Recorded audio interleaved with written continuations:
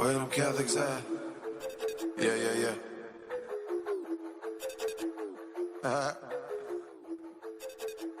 Yo, where them Catholics at? Man, what's the matter with these bishops? And welcome back, everybody. It's the Catholic Convert Show. And we're one day after the anniversary, the 248th anniversary, that is, of our country's independence. So let me just say this. Happy freedom to all of you folks out there. And if you're not American, shame on you. But it's a glorious, humid day. Oh, boy. Oh, yeah. It's a glorious, humid day. And you know what? I think tomorrow will be our 50th. No, Monday. Monday will be our 50th episode. Yeah. Because I forgot what today was. I forgot it was Friday. But tomorrow's Saturday, so we're not doing anything then. But Monday will be our 50th episode. We're going to try to do something super special for y'all. Maybe Ed will do a face reveal. You know, he'll finally show everyone what he looks like. Nobody wants to see that. I mean, we've kept it under wraps for so long, just out of the worry of, you know, instilling fear in small children and the elderly. But I think it's time. Exactly. Man, look, there's a couple of things that have been circulating. Yeah, there's a couple of things that have been circulating in the Catholic Church very prominently over the past few months. And probably longer than that, too. But it got me thinking about it this morning. I'm sitting on the couch with my dog, and I saw something that Katie McGrady had posted. You know, for those of you who don't know who she is a host on satellite radio, Sirius XM, channel 129, the Katie McGrady Show, the Catholic channel. And she was in Rome a few months ago. And while she was there, she was at a gift shop, and she saw a medal in there, a Divine Mercy medal, that she was like, oh, this is beautiful. I've always had a strong devotion to the Divine Mercy, and let me get it. So she paid like €8 for it. She thought it was a steal. And then when she got it back to her hotel room, she flipped it over, and what did she see? A depiction with the big black pupils. It was a mosaic, and it was one of Rupnik's mosaics on the back of the medal. And so she immediately said, well, I'm not wearing this. And her first response was, I'm going to just throw it in the trash. But then she's like, wait, am I allowed to throw it in the trash? Because it's not blessed, and it's not a relic, but it still shows a sacred image. Okay. Now, obviously, she was able to throw it away. Right? There's nothing wrong with that. But it got me thinking, between that and then yesterday or early this morning, probably middle afternoon in Rome, they announced that Vigano has been convicted of schism and has been excommunicated. And then we go back a couple of weeks, and we've got the whole mess with the TLM, whether or not it's going to be banned. Now, they did just recently confirm that there's zero restrictions, especially at this time, being put on the TLM. So nobody's losing it, right? Now, obviously, a couple of parishes lost the TLM a couple of days ago, but it was already something that they knew was going to happen. You know, it was a gradual thing, as it was, you know, not going to be part of that diocesan parish anymore. And those things, at least to my understanding, those are left up to the bishop of the diocese. The bishop gets permission from the Vatican, and then the bishop has to convey the permission to which parishes in his diocese that's allowed to have the TLM. Now, fortunately, I'm lucky. We've got a great diocese here, the Diocese of Charleston, and we're probably not going to be losing the TLM anytime soon.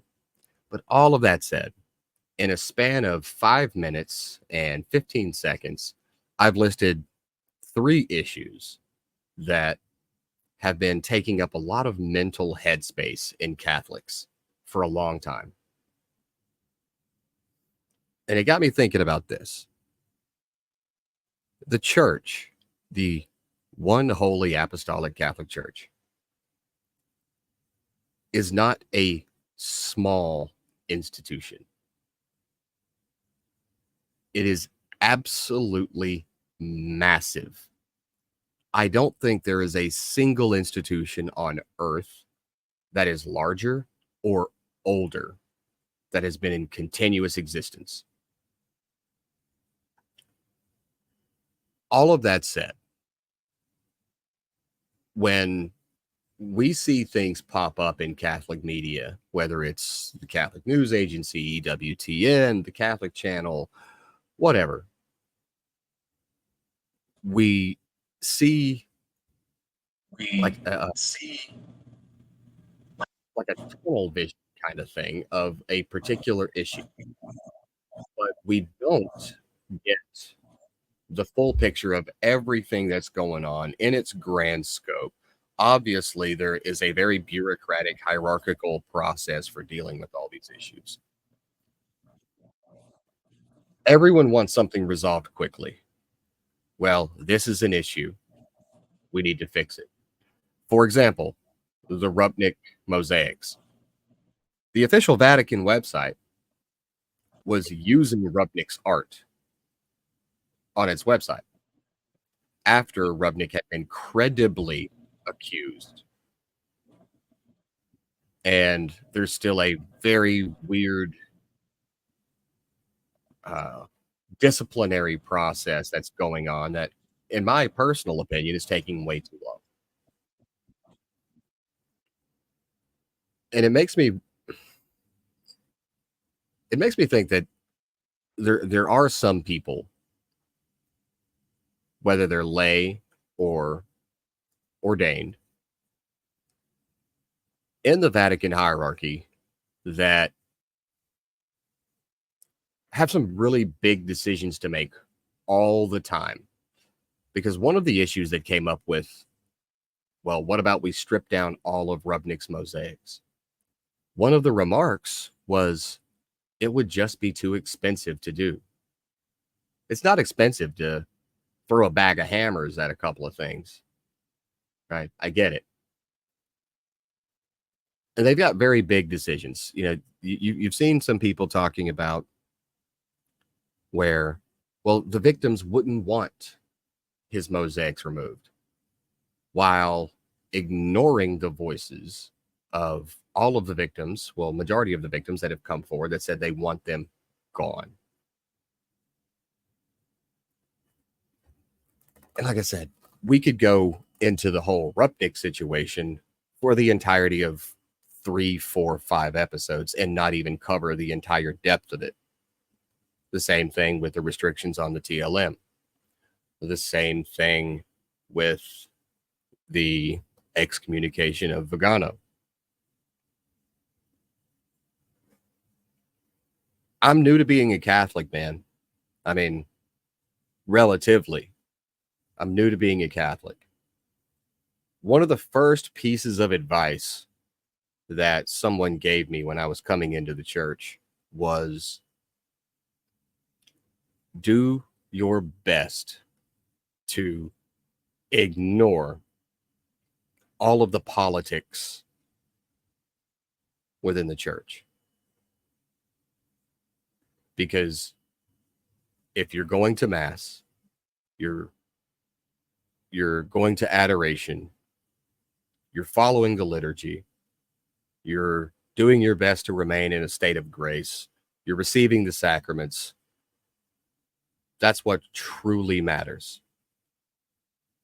The political side of it is the ugly, dirty, human side of it.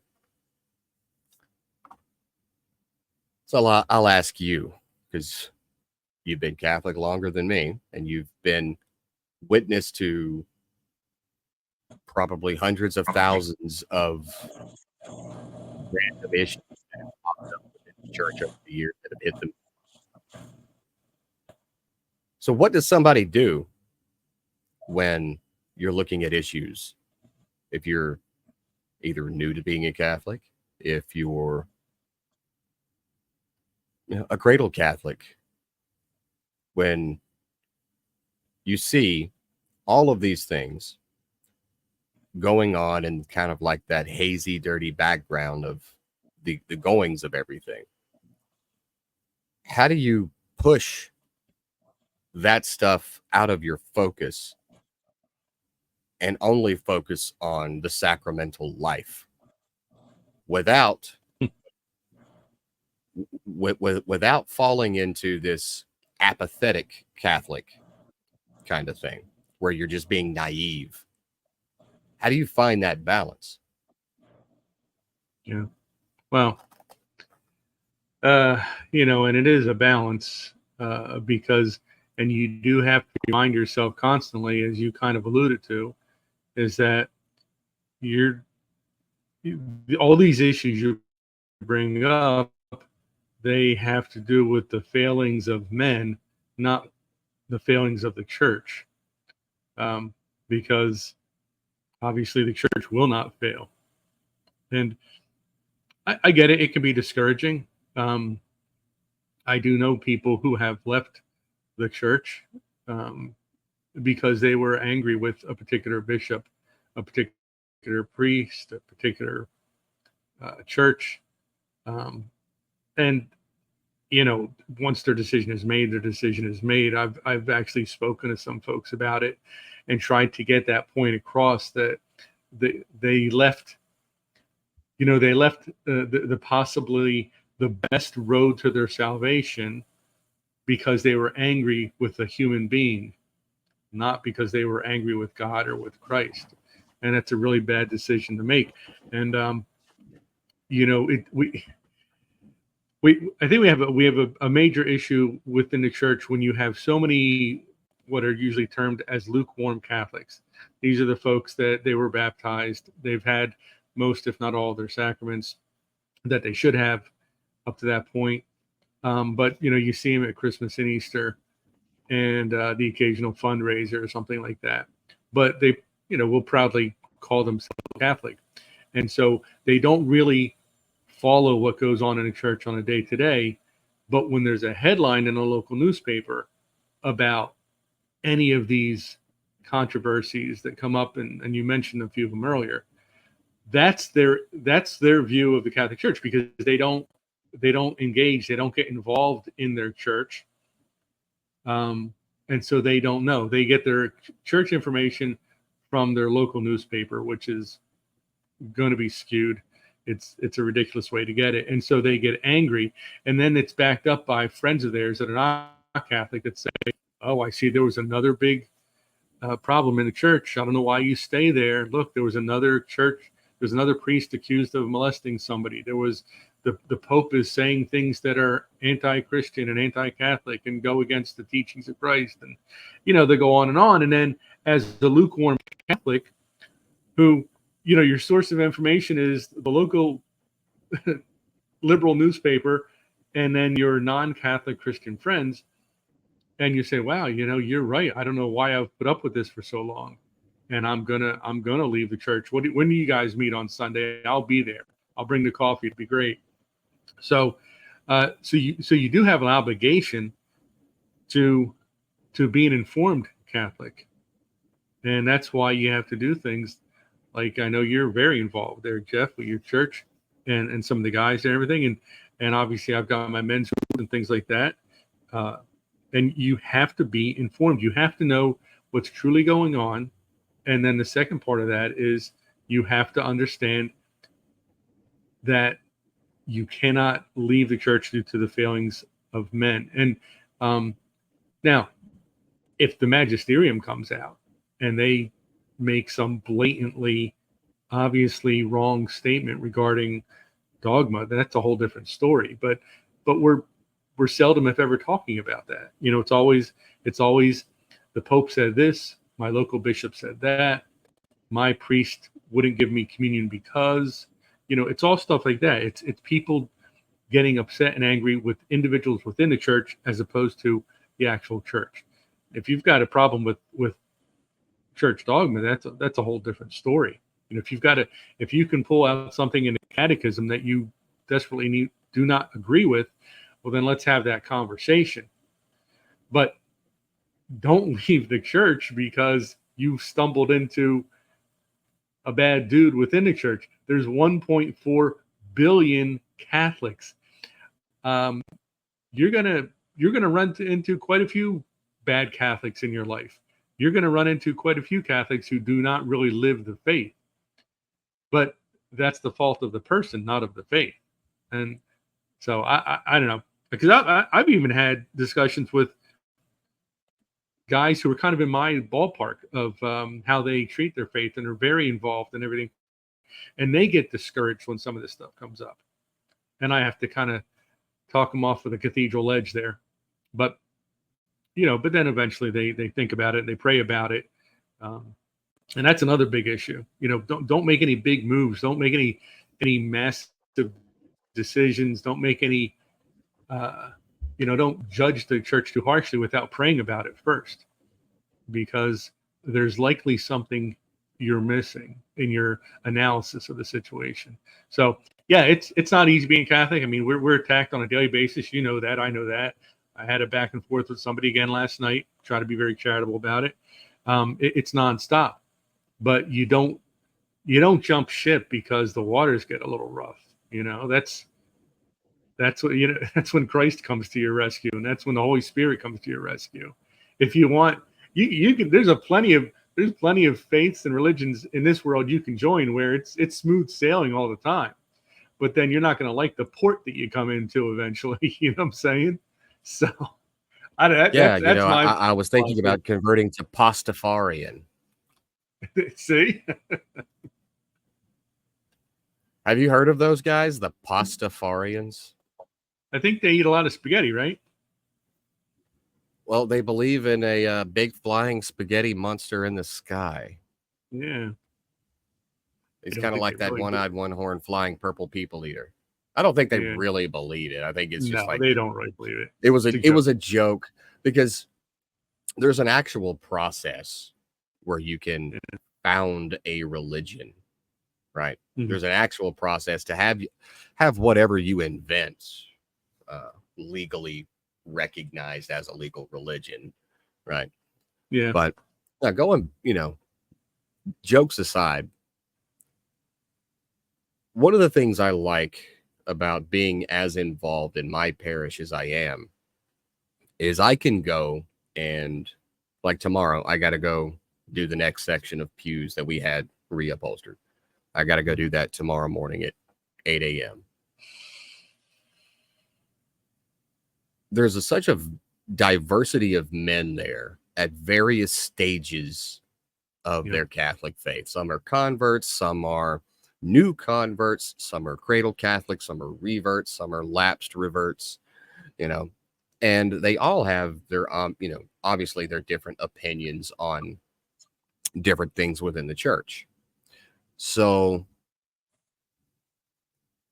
what I've seen has been beneficial for me is I can go in and be like, hey, Josh, David, Kevin, what do you think about, did you hear about this? What did you think about it? And I'll hear something about, 3 different opinions from 3 people and different perspectives. But then because I don't want to try to form an opinion based off of a headline. That's what gets us into a lot of messes, because people do that all the time. That it's the clickbait headlines. No one reads the story and then they jump in there. And then sometimes the way the Catholic Church likes to write everything in Catholic speech, it's you can read the story and still not know what the hell is going on. Right? So I can get 3, 4, 5, 6 different perspectives of what people are talking about. And you know what? Okay, now I can kind of form an opinion. And I still got to go talk to my priest because there's 3 different opinions from 3 different people. And I still got to go talk to my priest and see what is really up. You know what I mean? But I think a lot of people are forming opinions on various topics in the church based on other formed opinions that, like, I don't care how much you try, a formed opinion is going to be laced with a personal bias, right? So it's trying to go to the source of the issue and get a full understanding of it. It's going to require a lot of effort because the Catholic Church is the Catholic Church. Nothing is ever simple. But I think that would be a whole lot easier to stay a little calmer, a little more sane. But then you have to realize the amount of work that goes into that. Man, there's so many issues always popping up. I have to do a lot of due diligence before I can form an opinion and not look like an idiot when I talk about it. So how do you pick and choose which ones to actually do diligence on and which ones not to? Now, I'm going to let you respond, but I got to get my shoe away from this dog. You do that.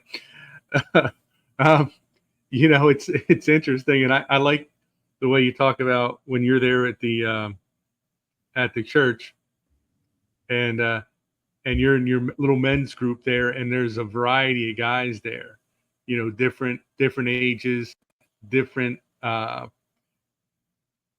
they're at different points in their walk with Christ, if you want to call it that, and things like that. And, you know, I'm sure different opinions and stuff, but it's interesting because the one thing that we can't have different opinions on are the teachings of the church. And I noticed that, like, in our men's group, the one that meets every Saturday morning, when you get an older gentleman who comes in for the first time, typically he's going to be there the following Saturday and the following Saturday and the following Saturday. Once they get in, they're in, which is great. But I notice, and you know, we live in a world, and we've talked about it a million times, where relativism is a massive problem. It's certainly a huge problem within the church. And I notice when the guys that come in that are younger, the guys that are 28 years old, 35 years old, maybe in their early 40s even, and they've got good jobs, they've got a couple of kids, life is good, but they wanted to maybe, you know, someone suggested they go to one of our meetings, or they really honestly, sincerely wanted to learn a bit more about their faith. I noticed with those guys, probably only about, you know, luckily we always have new ones coming along, but any given guy has about maybe a 30% chance of sticking it out and staying with the group for any amount of time, because within a couple of weeks of them joining, we will wind up having a video which discusses something about church teaching. It typically has to do with social issues that they disagree with, and so you don't see them again.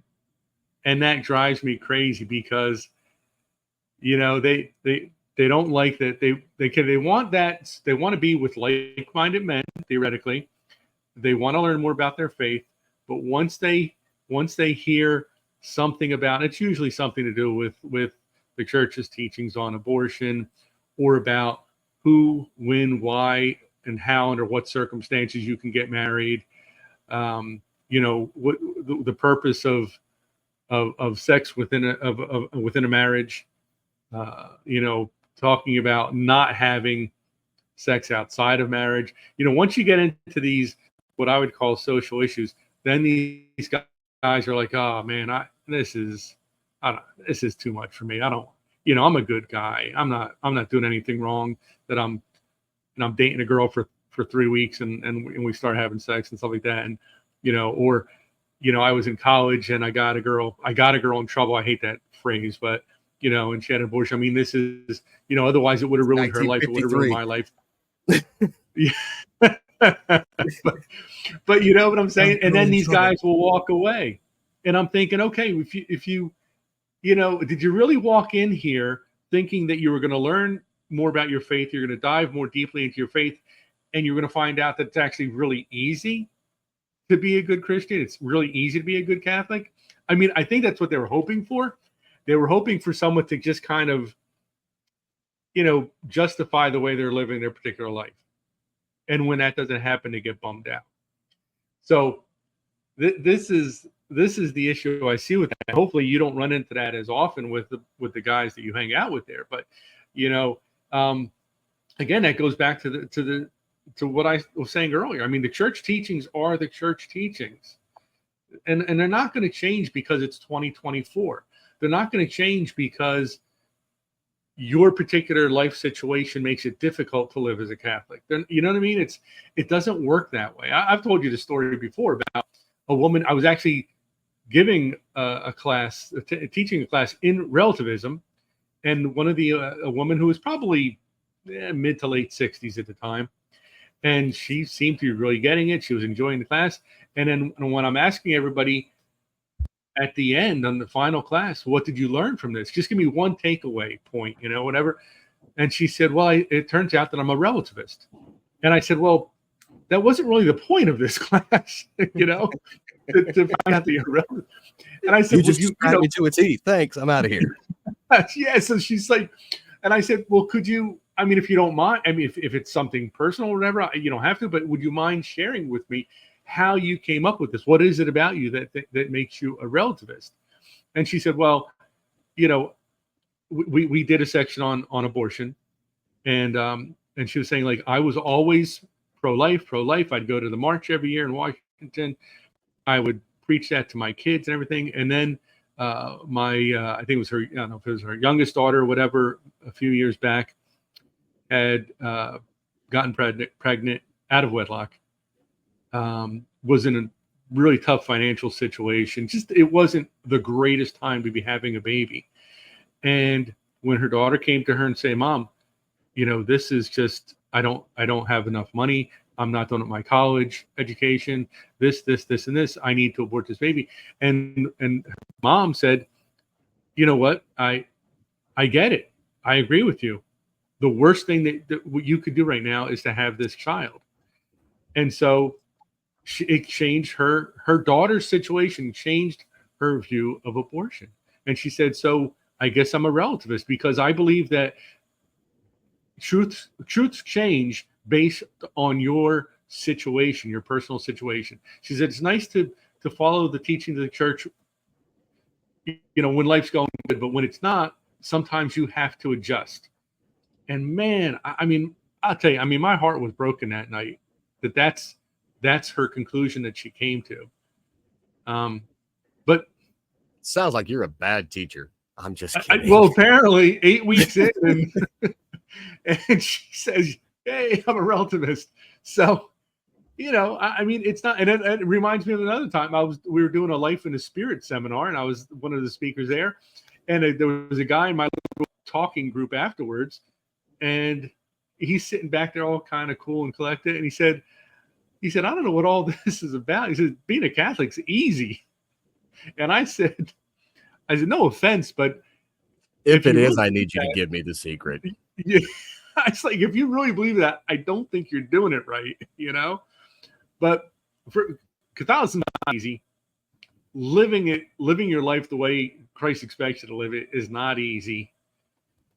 Sticking with the church when there are controversies and all sorts of things being said about it is not easy. But none of that is the point. You were never promised an easy life. In fact, you're promised quite the opposite. So, we've got that topic going there. What do you do today? What do you do in today's society when there's all this nonsense going in the church? You know what you do? You forge ahead. You enter the breach. You keep going. You put on your armor, and you do what you were ordained to do, and don't worry about everything else collapsing around you. Yeah, that woman is 100% right, though. It's really easy to follow the church teachings when your life is going so smoothly. It's easy to be completely against abortion until it's someone in your family that ends up pregnant, whether it's, out of wedlock, which, quite frankly, out of wedlock is probably the lowest of the lowest of the lowest of the lowest issues to actually have if you're alternatively looking at an abortion. Like, really? Just go get married. Go to confession, go get married. Ta-da. Yeah. Done. Or if you don't go get married, go to confession, abstain from there on out. Ta-da. There you go. Yeah. Issue solved. But let's say, and we talked about this on episode 1. An abortion is a death sentence for the actions of someone else. It's a death sentence for a baby for the actions of other people. So let's say in terms of rape, young girl gets pregnant because of rape. Abortion doesn't erase the trauma. Abortion doesn't make it that the rape never happened. Abortion doesn't punish the rapist. It takes a life that had absolutely nothing to do with it. As a dad, oh boy, there's so many very non-Christian things I can even begin to express on this show if I was in that situation. Like, I'm going to need to be in confession 3 days a week for the rest of my life, because probably that often I'm going to stop regretting what I did. You know what I mean? Yeah. But it's when it's hard that it matters most. Yeah. It's the same thing as if someone, and this is a very poor example, but I'll give it anyway. Say someone's on a weight loss journey.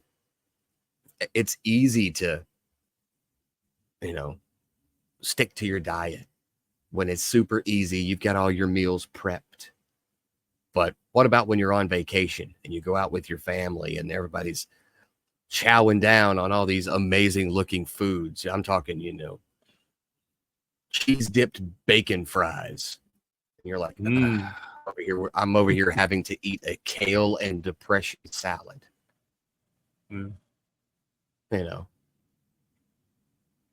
It's hard, but it's in those hardest things that the effort that you put into it matters most. And the same thing applies when life's not going so great.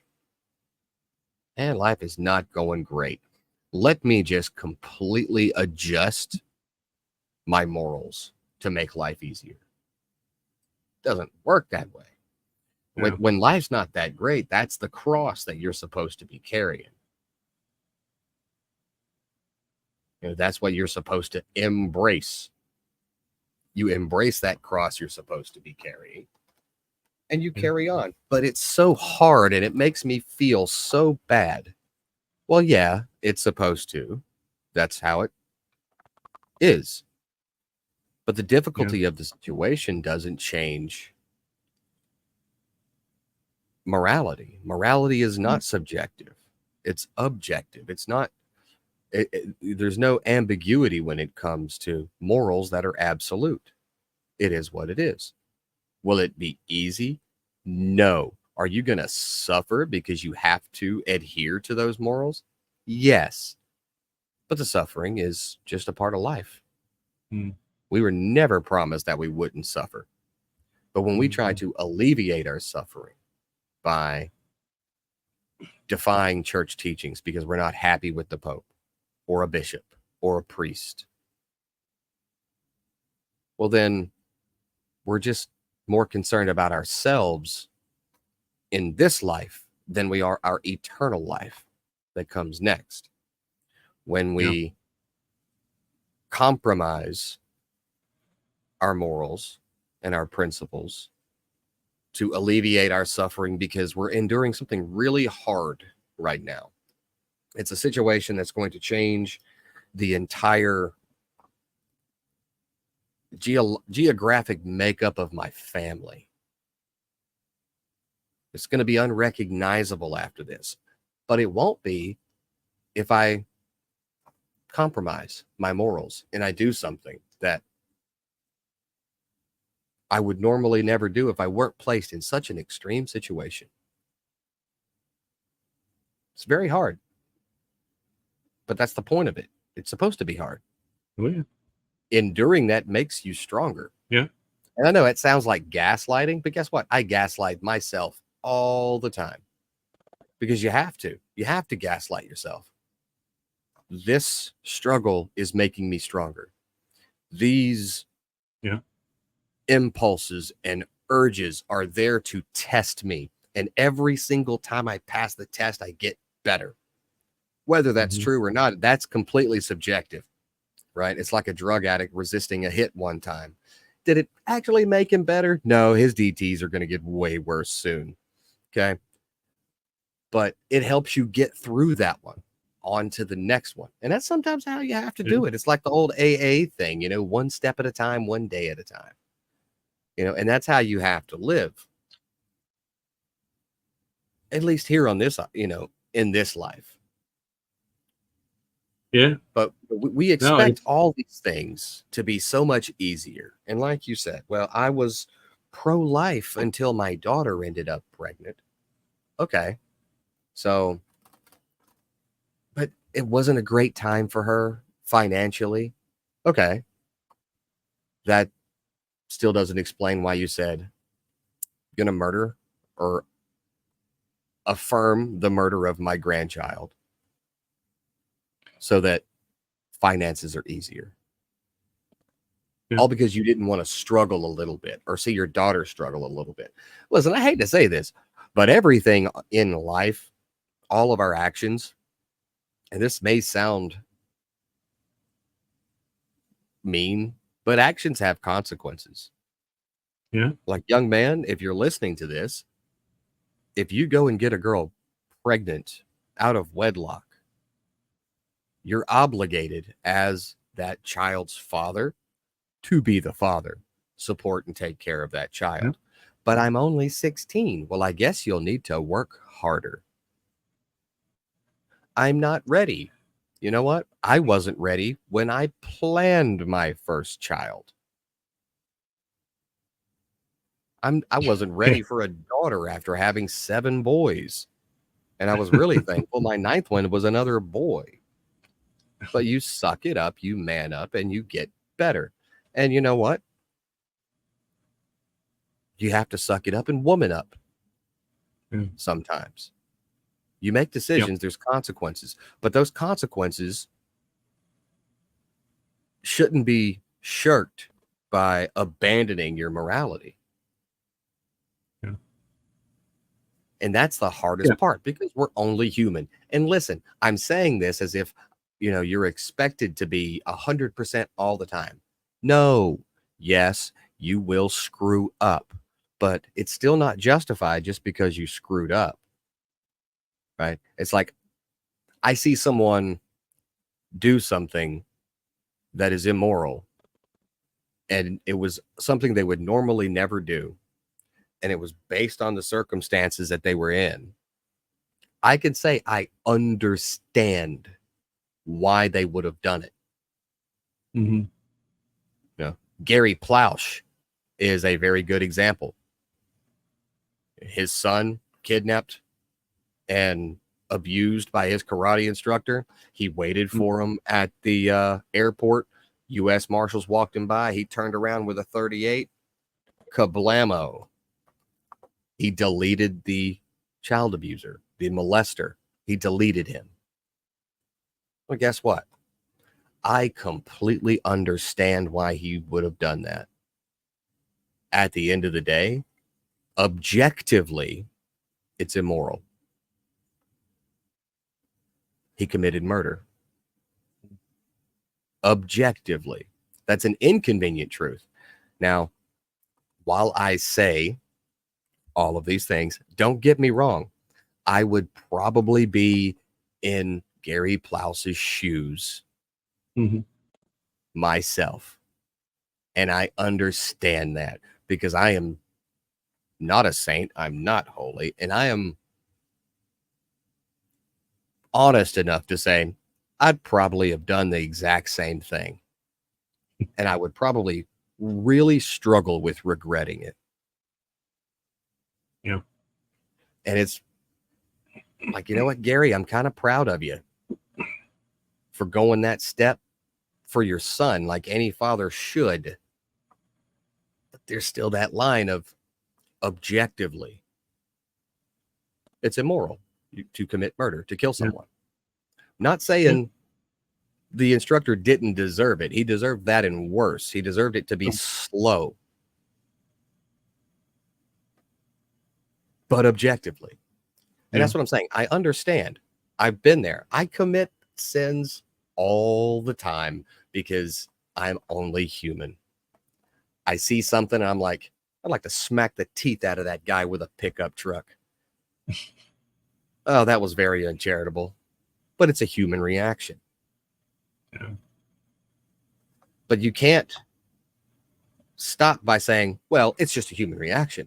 You have to go that next step and be like, it sucks that I screwed up. It sucks that I wasn't strong enough to do what Christ would have wanted me to do. Yeah. And then you try to be better for the next time. And guess what? You'll probably screw up once or twice then too. Yeah. But the point is, you have to go the full measure. You can't just be like, well, I understand why he did it because I would have done the same thing. I'm in Gary Plausch's shoes. I'm on Gary Plausch's side with all of that. And that's sinful. Yeah. Right? It is what it is. Yeah. But people Yeah. think, well, I would have done it too. And then they justify it. And it might be justifiable to us as human, but it's not justifiable to God. And that's what matters in the end. You have to say, yes, I did it. No, I don't have regrets about doing it because the guy deserved it. But I failed you, God, and I'm sorry that I failed you. And then you've got a lot of spiritual soul searching and fixing to do. Mm-hmm. Yeah. You have a penance to pay. Yeah. But you can't just stop halfway with the, well, I'm human, I understand. Yeah. And we do so many things in our life. We make so many decisions based on what our payout is, what our payback is. You know, we all have various currencies that we deal in. It doesn't have to be even a physical thing. So yeah, like if it's something like getting an abortion because doing that is going to help you financially. It's going to keep you on your feet. It's going to keep a roof over your head, things like that. Okay. So there are physical things that you're getting from that. You have that abortion, and then there is a payout that's associated with it. In the example you gave about the guy shooting the guy who molested his son, he got a payout from that. You know, it made him feel like I stood up as a father. I stood up as a man. I did, you know, regardless of the. And it probably morality, protected other children. He probably did. So in his mind, there was some currency involved in that. There's an earthly justification for sure. Well, there is, but see, that's the thing. It's an earthly justification, and that's why I specified was earthly nature.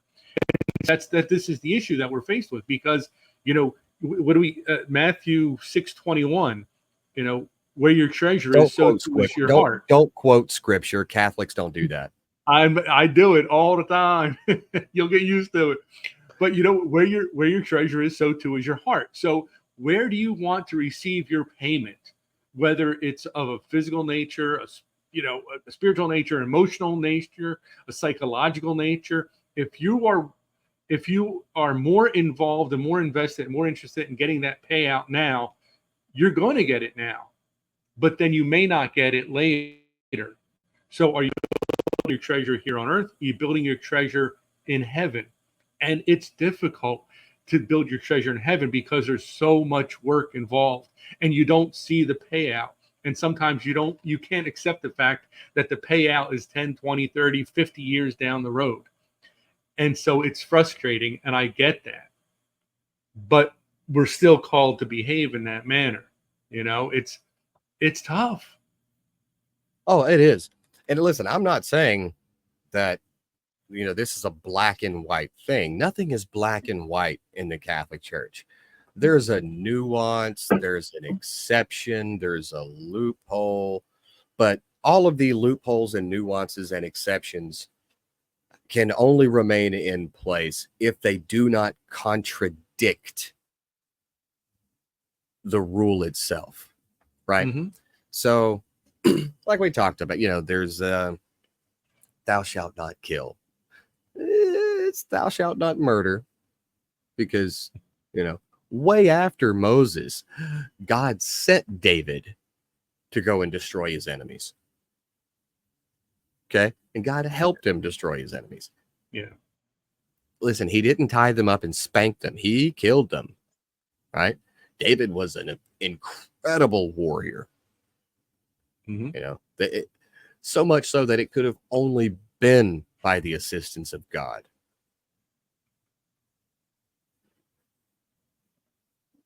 But it was done much differently than something that is a personal vendetta or a personal advantage, right? Yeah. Like, I was in the army. Yeah, my friends, everybody that I enlisted with back in 2004. Listen, you get faced with a lot of hard choices. Someone's shooting at you. Well, listen, you shoot back. Okay, you shoot back, and sometimes you have to shoot first. Yeah. Is that murder, or are you engaging an enemy that is trying to destroy you? Even if you're engaging preemptively. Yeah. But here's the point. The point comes down to one simple statement, and this makes it so much easier for me to understand. No evil can be committed, even if the outcome will be good. Correct. Well, then the only ends way do not to justify the means. Exactly. And then the only way to go in from there is actual discernment of what is evil. Is this evil? Yeah. Hey, there's this guy over here. He's holding 47 children hostage. Well, what do? We hit him in the face with a 50 caliber round. Problem solved. That's what we do. Problem solved. Yeah. He never saw it coming, but we were protecting the innocent. That's not evil. That's not evil. No. This guy is trying to escape with children that he's kidnapped, that he's going to sell into slavery. Well, if he's running away, you hit him in the back of the head with a 50 caliber round. Problem solved. That's not evil. It's protecting and preserving life by destroying evil. But you cannot commit evil just because it would have a good outcome. Like if we just went around literally and genocided half the world's population because of what they may potentially do, or what their descendants may potentially do, that is pure evil. Well, it did some good. It cut down on the overpopulation. Yeah, that it doesn't work that way. That was pure evil. Yeah. Right. And so discernment comes into play because, again, not everything is black and white. I honestly, personally, I struggle with seeing anything that guys like Gary Plausch did as wrong. I struggle with seeing it that way. I'm human. I'm a dad. Like, I'm probably going to end up in his shoes, God forbid, if anything like that ever happened to one of my children. Yeah.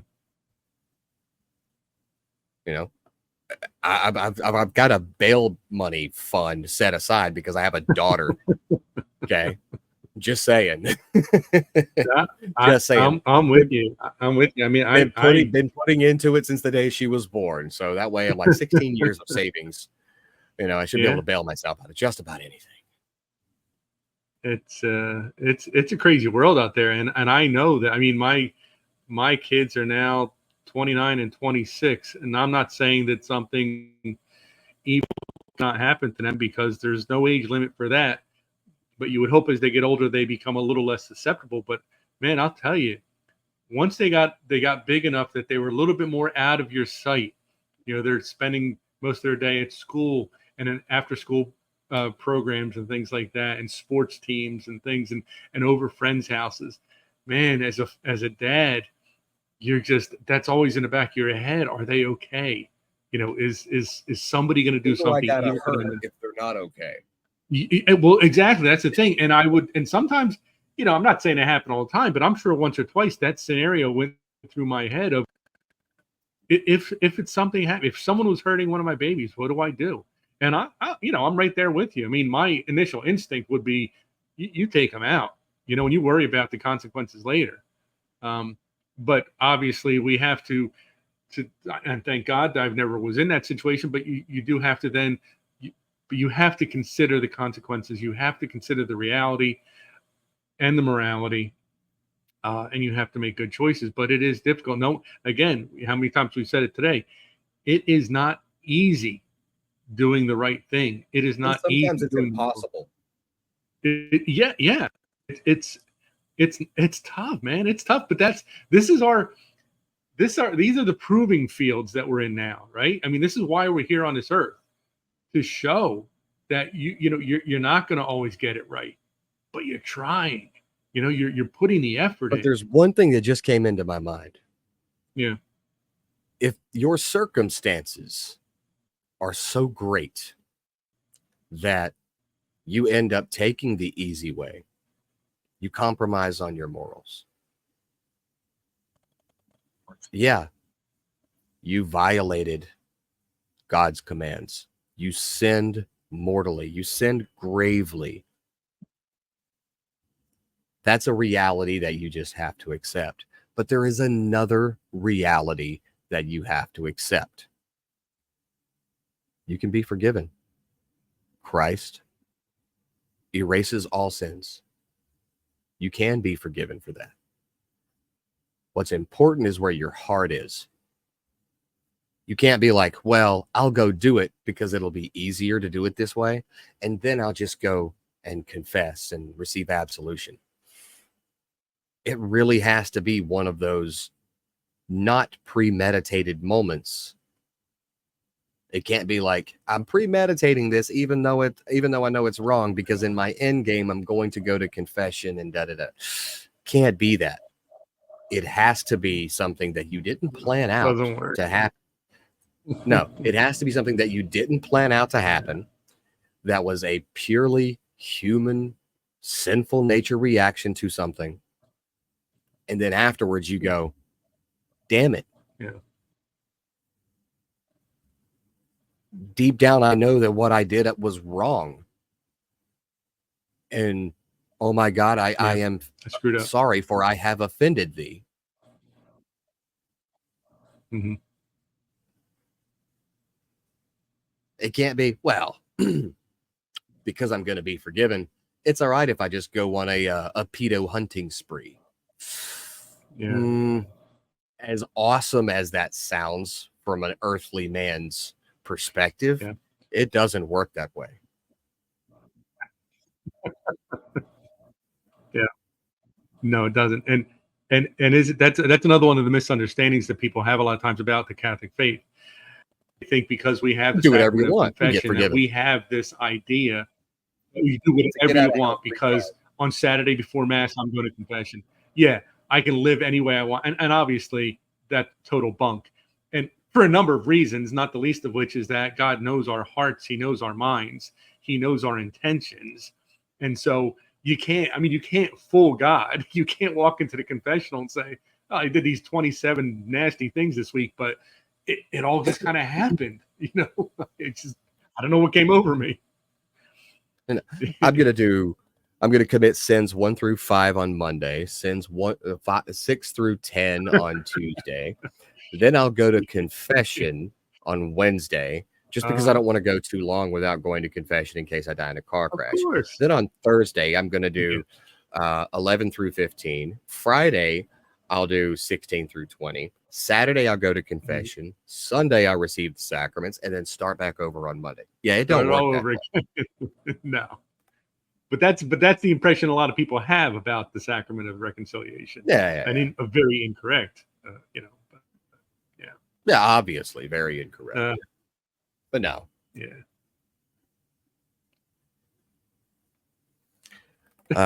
Got talking to you, and I completely got distracted, and my dog just ate half of my shoe. It happens. Now do the moral thing concerning that dog.